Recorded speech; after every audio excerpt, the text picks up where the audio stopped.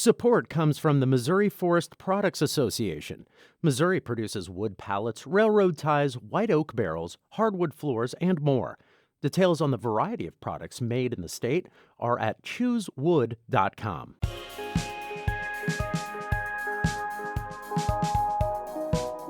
We hope you enjoy listening to this podcast of St. Louis on the Air, brought to you by University College at Washington University.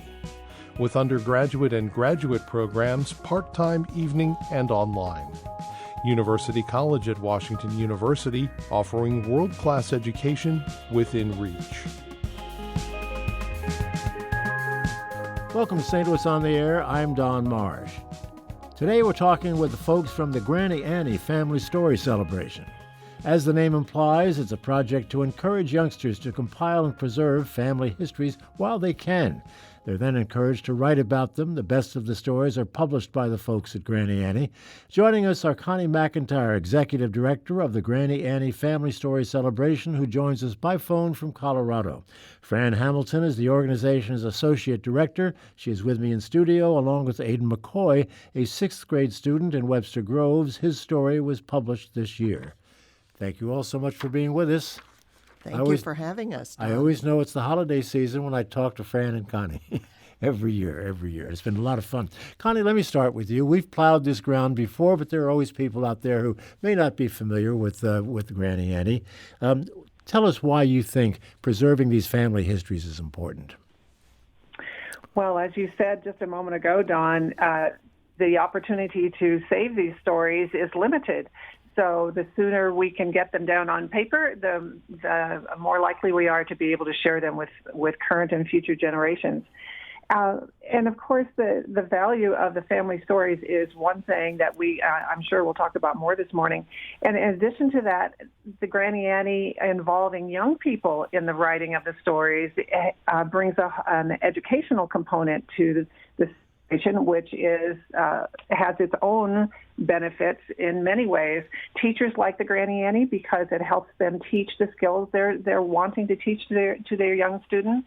And it's an exciting writing opportunity for young people. It gives them an opportunity to write for a bigger audience and to really hone their skills and think about how important what they have to write is. It's not just another assignment that's going to end up in a drawer somewhere. This is something that matters to them, to their families, and to all of us. Over the years, how many stories have you accepted, do you think, from these youngsters? Oh, that would be fun to add up. I don't think Actually, I have the answer to that. All right, yes. Fran, go ahead. Have we...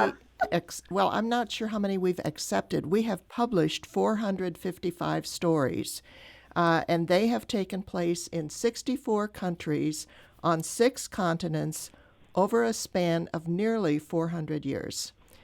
Wow. Our oldest story was about someone who fell off the Mayflower, so we are very close to 400 years. That's passing a story down over a good many generations, isn't it? Yeah. Yes. Fran, who was Grannie Annie? Well, Connie could better answer that than I, because Connie was a friend of Grannie Annie. And I could tell it, but Connie could tell it better. All right. Well, let's have Connie do that. Oh, I'd be delighted to. About 30 years ago, could it be? I was working with families to help them preserve their family stories. And one of the first people I worked with was a woman named Annie. And her mother was a born storyteller. And Anne was concerned that these stories would be lost as her mother aged. And so we worked together to preserve their family stories. We made 4 small volumes of stories, actually. It was a delightful experience. And Anne not only recognized the value of family stories for their own immediate family, but she also recognized the value of those stories for the community where her family had lived for many years and beyond the immediate community. She saw how we can all learn from and appreciate and have our horizons broadened by hearing one another's family stories. So that was Anne many years ago. And so when Fran and I got the idea for the Granny Annie and needed a name for it, of course, Anne came right to mind because she really had planted that seed many years before. We're going to hear a couple of those stories today, and one of them is from Aidan McCoy, who is also with us in studio. Aidan, what got you interested in doing this? My teacher actually, it was an assignment that we had to do, and she made all of us do it. It was really fun, and I liked doing it. Give me some sense of what your story is about. We'll hear it a little bit later, but what did you write about? I wrote about a war that was on my great-great-great-aunt's property. You can go see that now. It's actually a museum. Where is it? Is it in Missouri? Yes, it is. It is near Springfield. Oh, okay, right. Now, that was a long time ago. From whom did you get the story and the details of this story? My grandma and grandpa. It was passed down through the years, and it got to my grandpa. My grandpa had some framed artifacts and stuff from that story. So that's been passed down obviously for several generations now. Fran, how have the stories changed over the years, or have they? In terms of reference points, you talk about going back 400 years. I notice, for instance, and have seen them all for the last couple of years, that there are always a lot of World War II stories. There are a lot of World War II stories.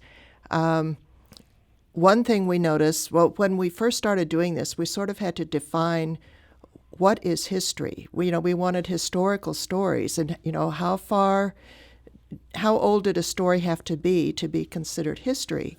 And we decided the first year that anything that happened before the child was born, before the author was born, we would consider history. So we're now getting stories about 9/11. I'm trying to think if there was a major event since 9/11. We've had stories about the Gulf War. So we're getting some stories about more recent things. The other stories, there is kind of a sameness about them because we have some stories that just involve everyday events. And the story that Connie will read is kind of an example of that. It's kind of unusual, but it's about a Thanksgiving dinner, which is an everyday event. And then we still have stories about, as you said, World War II and things that took place quite a long time ago. That generation is passing on at this point. But still, their stories can be handed down just as the Civil War story was that Aidan wrote about. Sure. Connie, what about the quality of the writing? Has that changed at all? The kids are so immersed in their devices these days. I wonder if the writing has suffered for that. Oh, not at all. Not at all. We have some beautifully written stories. And the Granny Annie's in a unique place as far as writing experience because it's really open to, equally available to writers of all capabilities because the content of a story can really carry the story through if the author is maybe not as accomplished as a writer. But what our hope is that each child who participates will improve their writing to some degree. And we encourage them to do that, to really go through the writing process. Any writer who's writing for a wide audience wants their writing to be the best it can be. And so that's what we encourage our young writers to do as well, is to write a first draft, get some feedback, do some revising, read it to another audience, find how you can make your story better. I love how Fran has said it in the past, and when she was talking to young writers, she said, write your story in a way that makes it as meaningful to the reader as it is to you. That's what we're trying to help kids do, is communicate through their writing. Is that the way you did it, Aiden? I went through 7 drafts and yeah. Where- Yeah, I where- did do that. Yeah. Well, there are a lot of published writers who are very well known, who I'm sure have done at least 7 drafts with some of their famous work. Were your classmates as enthusiastic as you are about this project? They liked it. It's hard to tell. They were in their devices a lot and See, that's what I was thinking, that electronics. there's so much of that going on these days. I hope it doesn't diminish the skills of young people and their ability to write.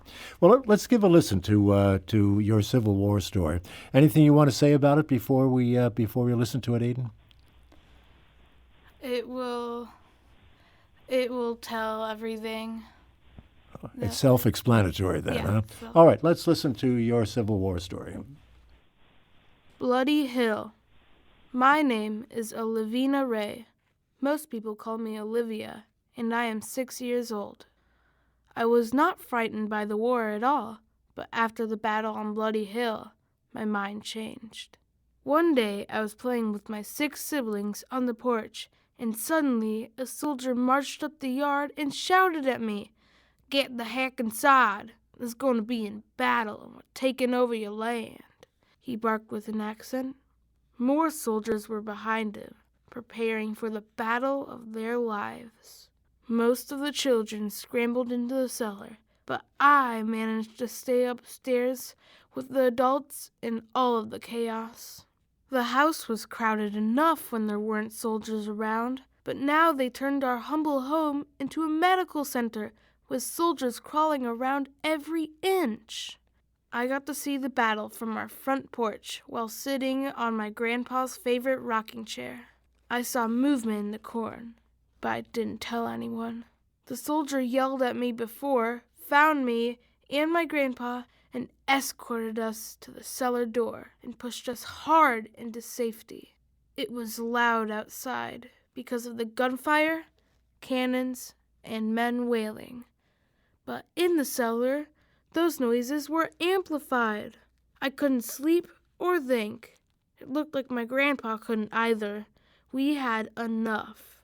When all was quiet, my grandpa slowly climbed up the ladder and opened the hatch. First one foot, then the other. He swiftly stepped out. Kapow! A cannonball struck the ground, barely missing Grandpa's feet. The force was so strong, he slid down the ladder, hitting every rung on the way, and bruised his head. That was the end of curiosity for him. When my family finally came up from the cellar 5 days later, most of our crops were trampled. There was blood. They were dead and injured soldiers. It was the worst sight I ever saw in my life. I slipped down the slippery hill towards the corn and saw someone alive. It was General Nathaniel Lyon. My family hauled a wagon down to him, and soldiers wheeled him to our house. And that's where he stayed until he passed away later that night. The Battle of Wilson Creek, also known as the Battle of Oak Hills, was fought near Springfield, Missouri, on my family's property, August 10th, 1861. This is the story of my great-great-aunt Olivina Ray, who saw the battle with her own eyes. My family would later sell this property to the government for the greater good. That's Aiden McCoy, a 6th grader in Webster Groves. Aiden, very nice job. You get bonus points, by the way, for the Southern accent. Very nice job. Thank you. Yeah. Fran, let's go back to the quality issue. You get an awful lot of submissions every year, I know. We do. It must be very, very difficult for you to choose the ones you finally publish. What generally differentiates them? Well, it is difficult. Fortunately, we have a large selection committee that helps. Each story is read by at least 3 people, and some stories are read by as many as 7 or 8 people. So, well, we look first for a good story that's well told, maybe something a little bit unusual. I don't. It's hard to say. You know it when you see it, I guess, is the way what it boils down to. To some extent, yeah. There are some stories that we recognize immediately as a story that we'll want in the book, and there are others that where the choice isn't so quick. Mm-hmm. Yeah. Connie, more young men or more young women participate? I don't think I can answer that because we don't actually look at that information. That's just not something we have thought was important, I guess. I would say of the stories that we've published, probably there are a few more young women than young men. But when we read the stories, we don't want to know who wrote it. We don't want to know if it was a boy or a girl. We don't want to know even actually how old they are. We don't want to know what school they're from or what state they're from or what country they're from. We just want to focus on the story itself. Fran, how about working with the schools and working with teachers? Obviously, this is a kind of a partnership, but how does that work? Before I answer that, I want to mention just one other thing in relation to the previous question about girls and boys. Yeah. We do have a girls' school that submits a lot of stories each year. So for that reason, that could tip the balance of number of submissions between boys and girls. We do work to some extent with teachers, although once teachers find out about the Granny Annie, they really can do it pretty much on their own. We're in contact with them if we have questions about something, if they have questions about something. As we're working to get questions about stories resolved, we work with both families and teachers so that if something involves a historic event that people are likely to know about, we want to be sure that factual information is correct within that story. Of course, if it's simply a family story that took place at home, that we don't have a way of verifying at all. So even Granny Annie has fact checkers, huh? I guess we do. It's necessary everywhere these days, that's for sure. Aiden, who are the better writers in your class, the boys or the girls? The girls, I think, because we had 4 people submit and got in. Well, our whole class submit, but 4 people got in, and one of them was me. The rest was girls. All righty. Well, there's an interesting observation. Our time is starting to wind down a little bit, and I want to be sure to get Connie's story in because as we're getting ready for Turkey Day tomorrow, yours, Connie, has a Thanksgiving theme. Do you want to set it up for us and then read? Yes, I'd be happy to. Yeah, I'm going to share with you a story that is published in this year's volume of Granny Annie, Volume 13. And as we talked about earlier, we have a lot of stories published and submitted each year that relate to historic events. And we also have a lot of stories that are just memorable stories from family life. And this is one of those. This family story was written by Lucy Abbott Fader. She's a student in North Carolina. And she shared the story called Where's the Cake? When members of a large family get together, funny things are going to happen. A funny thing happened one Thanksgiving at my great-grandma's house in Winterville, North Carolina. My mom was 5 years old. She and her siblings called this grandma Mama Vera. She passed away when I was 2 years old, so I don't remember her at all.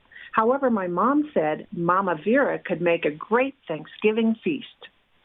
For dessert that year, Mama Vera had a beautiful coconut cake baked by a friend of hers. My mom said the cake cost $20, which was a lot of money for a cake in 1985. This cake was special because it was made with fresh coconut, not coconut from a can. The baker had to crack the coconut open, grate the fruit out, and save the juice. Each layer of the cake was soaked in coconut juice. After everyone finished eating the delicious feast and dessert, all of the ladies spent an hour cleaning up. The stacks of china and silver had to be washed, dried, and put away for the next year. Then Mama Vera began looking for the coconut cake because several people wanted another slice. Everyone got up from the table and started looking for the cake, but no one could find the cake. Even Uncle Linwood, my great-great-uncle, started looking for the cake. Now, he didn't actually get up to look for it. He just looked across the room from his seat and kept saying, "Where's the cake? Where's the cake?" Finally, Uncle Linwood gave up on trying to find the cake. He slowly pulled himself up from the table to join the hunt. That's when my mom spotted the cake. There it was in the chair, as flat as a pancake and twice as big around as before. Uncle Linwood had been sitting on the cake the whole time. He had fluffy white icing and coconut bits stuck to his pants. The funniest thing was he was still looking up and down for the cake. He just didn't look behind him. Everyone started chuckling, and by the time Uncle Linwood realized where the cake was, he was laughing too. So that memorable event was captured by, again, Lucy Abbott Fader of North Carolina. It's in Volume 3 of Granny Annie. I'm sorry, 13, Volume 13 of Granny Annie. And he will never live down that particular episode, I'm sure. And I suspect that tomorrow there'll be a lot of stories, maybe not exactly like that, but that will go down in family legend and lore over the years. Fran, are you having another session this year where you're going to be soliciting stories, or are you at that point yet? Where are you? Absolutely. We've contacted teachers to invite them again. They don't really need an invitation, but we've reminded them about the Granny Annie. It's good for students to start well ahead of time by reading some stories that have been published before. That's a good way for any student to get into being ready to write his or her own Granny Annie story. And by the way, all of the stories that we've published are on the Granny Annie's website, and in fact, they're all indexed. So people can easily find a story on a particular topic of interest to them, and teachers can easily find personal, historical family stories that would enhance their curriculum. Okay, we'll put a link to your website on ours at stl.publicradio.org. I don't know as I asked this before, Connie, but what is the age range of the kids that you're looking for? Yes, it's grades 4 through 8 here in the United States. If you are a homeschooled student, we ask that you be between the ages of 9 and 14 years, and that goes also for international students. Okay, well, that's easy enough, and all that information, I'm sure, is on the website. So, Aiden, you're eligible, I suppose, to try another story. Do you think you will? Maybe. Okay, we will see. Where are the books, the hard copies of the books available, Fran? There are books available copies of Volume 13 available from Left Bank Books. And there are previous volumes available from the Granny Annie. Connie, I think I'm forgetting something. Yes, our 10th anniversary book, Echoes from World War II, Young Writers Sharing Family Stories, is available through Amazon as well. Okay, great. Well, they're readily available. That's good to know. We have a caller. I can't take the call, but says the book is also available at the Missouri History Museum. So if that is or isn't, we'll find out. Anyway, go ahead. I don't think they have any books there now. No, okay. They were available there when we had our annual festival there on the first Sunday in June. Okay. But they don't keep them on hand. We'll strike that from the list then. We've got to end that right here. I want to thank you both, all, Connie McIntyre, Fran Hamilton, and Aidan McCoy for being with us and bringing us up to speed this year once again on the Granny Annie story. Thank you. Thank you, Don. This is St. Louis on the Air on St. Louis Public Radio, 90.7 KWMU.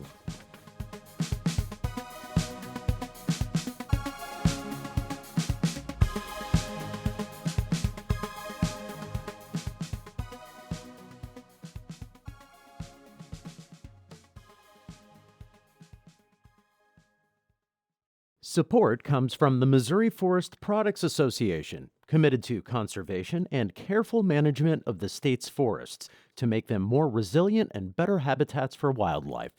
ChooseWood.com.